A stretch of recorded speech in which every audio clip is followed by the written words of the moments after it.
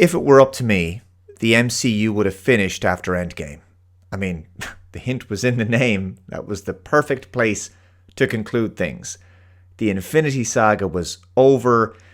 Most of the characters had very decent payoffs. Yeah, reboot your Marvel superheroes maybe 10 years down the line, but finish the Avengers story there and then with Endgame.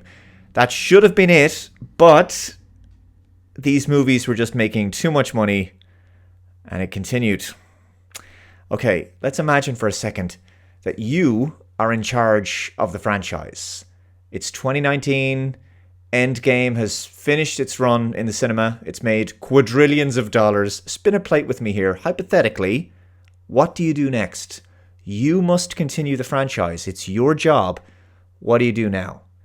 Let's imagine also that your hands aren't tied with DEI requirements and the message. I mean, that alone would have immediately changed a great deal, because as much as the MCU's decline can be attributed in part to woke, there was probably more life left in the franchise beyond Endgame. Maybe just a little, perhaps 5 more years or so.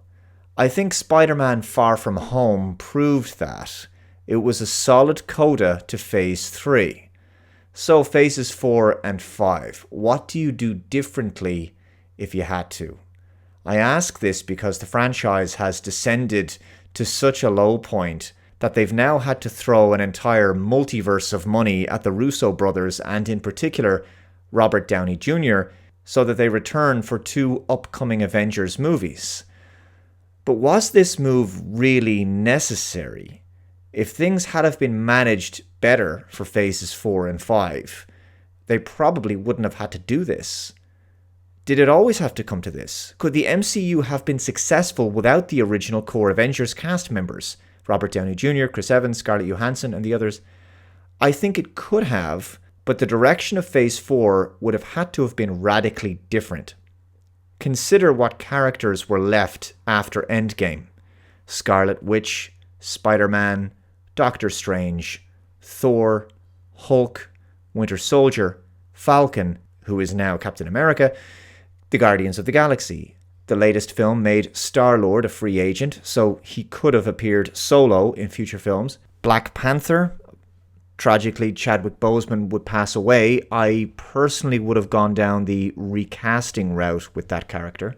Ant-Man is still there, Hawkeye, War Machine, and Nick Fury. And of course you had Captain Marvel as well. There were some great actors and some good characters in there, some better than others. I think more than sufficiently strong characters to continue with future Avengers crossover movies. Big ones. There was no immediate reason to be seriously concerned about the departures of RDJ, Chris Evans, and Scarlett Johansson. With solid writing and creative decision-making, the Avengers could have continued. The MCU could have theoretically thrived. But the issue was, Phase 4 gave us the MCU. Garbage TV series, subpar films lacking a unified direction, and the birth of the multiverse plot point, which just didn't work out the way they'd hoped, it's fair to say. My point is, there were still some really good ingredients left after 2019, and the franchise could have thrived under the right oversight and direction. Instead, the rot set in, and it wasn't dealt with quickly enough.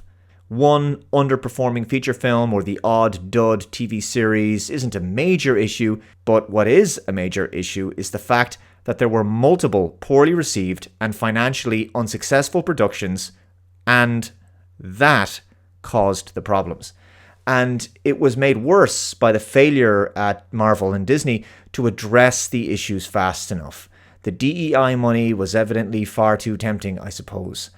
Now the rot threatens to become terminal, and so a desperate solution appears to have been sought. Bring back RDJ. And at what cost?